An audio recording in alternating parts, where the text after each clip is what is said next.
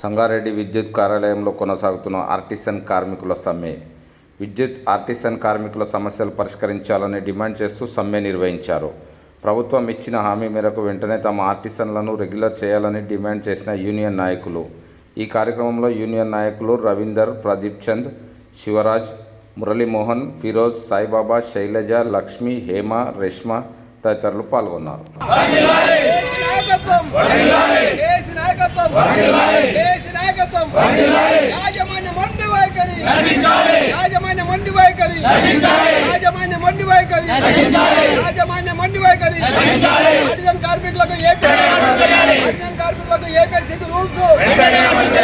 కార్మికులకు APSCB rules artisan వద్దురా, artisan వద్దురా, ఆర్టిజన్ వద్దురా, ఆర్టిజన్ వద్దురా, ఆర్టిజన్ వద్దురా, ఆర్టిజన్ వద్దురా.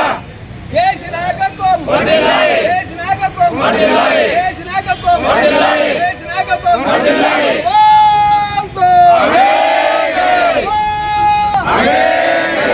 ఆర్టిజన్ వద్దురా, కన్వర్షన్ వద్దురా, ఆర్టిజన్ వద్దురా, కన్వర్షన్ వద్దురా. ఏపీఎస్సీబీ రూల్స్ వెంటనే అమలు చేయాలి, ఏపీఎస్సీబీ రూల్స్ వెంటనే అమలు చేయాలి. కేసీ నాయకత్వం వర్ధిల్లాలి. విద్యుత్ ఉద్యోగుల ఐక్యత వర్ధిల్లాలి, విద్యుత్ ఉద్యోగుల ఐక్యత వర్ధిల్లాలి. ఏపీఎస్సీబీ రూల్స్ వెంటనే అమలు చేయాలి. ఒక మనవి ఏమనగా నాయకులకి మా గురించి కొంచెం అర్థం చేసుకోండి. ఈ మధ్యన న్యూస్ ఏమొచ్చిందంటే కరెంట్ ఆఫీసులు అంటే వాళ్ళకేం తక్కువ జీతాలు ఫుల్ మస్తు ఉన్నాయి అని అంటున్నారు. 30 ఏళ్ళ నుంచి పనిచేస్తున్న కరెంట్ ఆఫీసులకి లక్షల జీతాలు ఉన్నాయి అని అంటున్నారు. మళ్ళీ మేము కూడా 30 ఏళ్ళ నుంచి కరెంట్ ఆఫీసులోనే పనిచేస్తున్నాం. మళ్ళీ మాకు ఆ లక్షలు లేవు. మళ్ళీ మీరు అది అర్థం చేసుకోవాలి ప్రజలు మరియు నాయకులు. మా కోసం మీరు ఎలాగైనా నాయకులు దయచేసి అసెంబ్లీలో మా కోసం అడగాల్సిందిగా ఈ సభాముఖంగా విలేకరుల ద్వారా ప్రాధేయపడుతున్నారు. పర్మనెంట్ చేయమని ఒక్కసారి మా గురించి అడుగుమని విలేకరుల అన్నల ద్వారా ప్రజలకు నాయకులకు చెప్తున్నారు. నేను పీసీ రేట్ అండి, బిల్ కలెక్టర్. సో మాకు కూడా జీవో ప్రకారం 11 ప్రకారంగా కనీస వేతనాలు ఇవ్వాలని కోరుకుంటున్నాము. గత ప్రభుత్వం చేస్తామని చేయలేదు, కనీసం ఈ ప్రభుత్వం మా కోసం స్పందించాలని మాట్లాడుతున్నాము. ఒక హాలిడే ఉండదండి, ప్రతిరోజు మేము చేయాల్సిందే. ఒక హాలిడే ఉండదు, ఒక లీవ్ సావులకు లీవ్ ఉండవు, ఏంటి ఉండవు లీవ్స్. సో కనీస వేతనాలు ఇవ్వాలని మేము కోరుకుంటున్నాం. నమస్కారము. మేము గత 20 సంవత్సరాలు, ఒక్కొక్కరు 25 సంవత్సరాల నుండి సంస్థను నమ్ముకొని విద్యుత్ సంస్థలో ఆర్టిజన్ పని చేస్తున్నాము. గత ప్రభుత్వ కాలంలో మిమ్మల్ని పర్మనెంట్ చేస్తున్నామనేసి చేస్తూ ఆర్టిజన్లుగా మమ్మల్ని నామకరణం చేసి పక్కన పెట్టేశారు.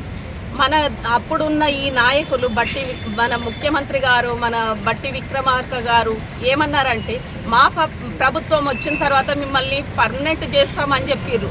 కానీ ఇప్పటి వరకు మాకు అసలు ఒకే సంస్థలో ఒకే రూల్ ఉండాలి, కానీ మాకొక రకంగా పర్మనెంట్ వాళ్ళకు ఒక రకంగా ఉన్నాయి. కావున మాకు అందరి ఆర్టిజన్లది ఉద్దేశం ఒకటే, ఒకే సంస్థలో ఒకే రూల్ ఉండాలి.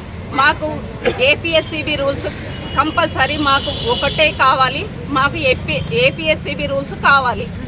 అందరికీ నమస్కారం. మేము గత 30 సంవత్సరాలుగా ఇక్కడ కాంట్రాక్ట్ లేబర్గా పనిచేస్తున్నామండి.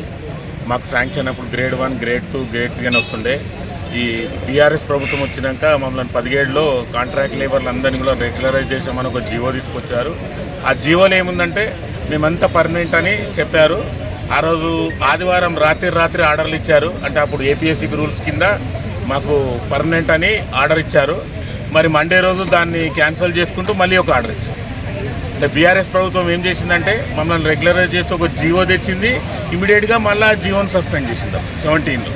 అప్పుడు సంస్థలో మొత్తం 25,000 మంది కార్మికులు పనిచేస్తుండే సార్. అంటే అన్ని రకాలుగా పనిచేస్తారు. జేఎల్ఎం అని, ఆఫీస్ సైడ్ ఉన్న అటెండర్ అన్ని రకాలుగా చేస్తారు. కాకపోతే అప్పుడు మాకు ఆ ప్రభుత్వం మోసం చేసినట్టే ఇప్పుడు ఈ ప్రభుత్వం కూడా అలాగే చేస్తుంది. మేము ఒక 30 ఏళ్ళ నుంచి పనిచేస్తున్నాము. మా క్యాడర్ పెరగలేదు, మాకు ప్రమోషన్లు లేవు, లీవులు ఉన్నాయి, జీతంలో వ్యత్యాసము, మెడికల్లో పోతే మెడికల్లో వ్యత్యాసము, తర్వాత కంపాషనేట్ అపాయింట్మెంట్లో కూడా దాంట్లో వ్యత్యాసం ఉంటుంది. మాకు ఎక్కడ లీవ్ ఉండయి. ఇప్పుడు పీసీ అమ్మాయి చెప్పినట్టు పీసీ వాళ్ళు చేస్తారు. వాళ్ళకు ఒక పిఆర్సీ చింపితే ఏదో ₹2 వస్తుందండి. వాళ్ళకి జీతం అనేది ఉండదు.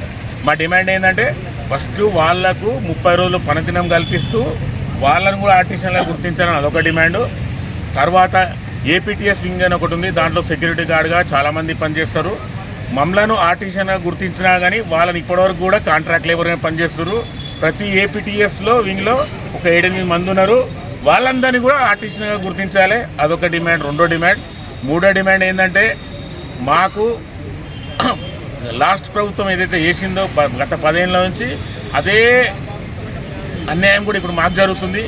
మన బట్టి విక్రమార్క గారు నుండి మన రేవంత్ రెడ్డి గారు నుండి అప్పుడు పాదయాత్రలో చెప్పినప్పుడు ఏం చెప్పారంటే మా గవర్నమెంట్ వస్తే ఇమీడియట్గా మీ సమస్య పరిష్కారం చేసి మిమ్మల్ని రెగ్యులరైజ్ చేస్తామని చెప్పారు. కానీ గడిచిన 2.5 కాలంలో ఎప్పుడు వాళ్ళ దగ్గరికి ఒక అపాయింట్మెంట్ ఇచ్చేది లేదు, మా గురించి చర్చించలేదు. ఇప్పుడు ఏం చేసినామంటే ఎన్నిసార్లు రిప్రజెంటేషన్ పెట్టుకున్నా మా విన్నతి మాత్రం వాళ్ళు ఒప్పుకుంటలేరు. కాబట్టి 11 సంఘాలు ఏకమయ్యి ఒక నిర్ణయం తీసుకుంది. 11 సంఘాలు కూడా టీజాక్గా ఫామ్ అయ్యి 26 తారీఖు ధర్నా డి ఆఫీస్ దగ్గర, 30 తారీఖు డి ఆఫీస్ ధర్నా, 2వ తారీఖు వంట వరకు ఆల్ సర్కిల్ ఆఫీసెస్, తర్వాత 7వ తారీఖు చెలో వరంగల్ ఉంది. ఒకవేళ మాకు వాళ్ళు పిలిచి చర్చలు ఇట్లా సఫలమైతే ఓకే, ఒకవేళ విఫలమైతే మాత్రం ఖచ్చితంగా 8వ తారీఖు నుంచి ప్రతి ఆర్టిషన్ అంటూ ఎవరు డ్యూటీలో ఉండరు. ఖచ్చితంగా మేము స్ట్రైక్ పోతున్నామని మేము ఈ మీడియా మిత్రుల ద్వారా తెలియజేస్తున్నాం. అలాగే ఒకే సంస్థలో ఒకటే రూల్ ఉండాలి. పర్మనెంట్ వాళ్ళకి ఒక రూలు, టెంపరీలకు ఒక రూలు. ఇక్కడ ఏమైందంటే జీతం కాడ వ్యత్యాసం, మెడికల్ కాడ వ్యత్యాసం, కంపాసిషన్ పాయింట్ కాడ కూడా ఎక్కడ లీవులు ఉండవు, ఏముండయి. కాబట్టి అప్పుడు 10 ఏళ్ళ 25,000 మంది ఉండే, ఈరోజు మేము 19,000 మంది ఉన్నాం. అంటే చాలామంది చనిపోయారు, చాలామంది రిటైర్మెంట్ అయిపోయారు. కనీసం ఈ 2.5 ఏళ్లలో ఈ ప్రభుత్వం మేమే ఆశిస్తున్నది ఏంటంటే మమ్మల్ని రెగ్యులరైజ్ చేస్తారని మేము ఆశపడుతున్నాము. అందుకని మా రిక్వెస్ట్ ఏంటంటే సభముఖంగా అందరూ ఏమనుకుంటారంటే ఆర్టిస్టులు పర్మనెంట్ అయిపోయారు, వాళ్ళకి మంచి జీతాలు అనుకుంటారు. లేదండి, ఇక్కడ ఎవరికి జీతాలు ఇలా గ్రేడ్ వైజ్ ఉంది. ఒక గ్రేడ్ 1 వానికేమో 40,000 వస్తాయి, గ్రేడ్ 2 వానికేమో 30,000 వస్తాయి, గ్రేడ్ 3 వానికేమో 22,000 వస్తాయి, గ్రేడ్ 4 వానికేమో 12,000 వస్తాయి. ఇదండి. అంటే మొన్న మీడియాలో చెప్పారు కాబట్టి చాలా జీతాలు ఉంటాయని చెప్తున్నాం. అంటే మీ ద్వారా పబ్లిక్ తెలియజేసుకున్నాం కాబట్టి చెప్తున్నాము. అందుకని ఖచ్చితంగా ఒకవేళ 7 తారీఖు వరకు కాకపోతే మేము ఖచ్చితంగా ఏ ఆర్టిస్ట్ని కూడా వెనకాలకు వేయట్లేదు. నిస్సందేహంగా మేము సమ్మెలకు పోతున్నాం. మీడియా ద్వారా మేము తెలియజేసుకుంటాం. పేరు Srinivas, Sangareddy circle office CRS సెక్షన్లో పనిచేస్తాము ఆర్టిజన్గా. ధర్నా యొక్క ముఖ్య ఉద్దేశం ఏంటంటే గత ప్రభుత్వంలో మేము 23,000 మంది ఆర్టిజన్ కార్మికులకు ఉన్నాము. గత ప్రభుత్వం ఏం చేసిందంటే 29/7/2017 నాడు మమ్మల్ని నామకరణం అనేది ఒక పేరు పెట్టిరు. ఆ యొక్క పేరు ఆర్టిజన్. గతంలో ఆ బీఆర్ఎస్ ప్రభుత్వంలో మాకు 23,000 మందిని అందరినీ కూడా రెగ్యులరైజ్ చేస్తున్నామని చెప్పేసి చెప్పడం జరిగింది. తర్వాత మేము చూస్తే స్టాండింగ్ ఆర్డర్ అని చెప్పేసి తర్వాత 2018లో మాకు రావడం జరిగింది. ఆ స్టాండింగ్ ఆర్డర్ మీదనే మేము విధులు నిర్వహిస్తున్నాము.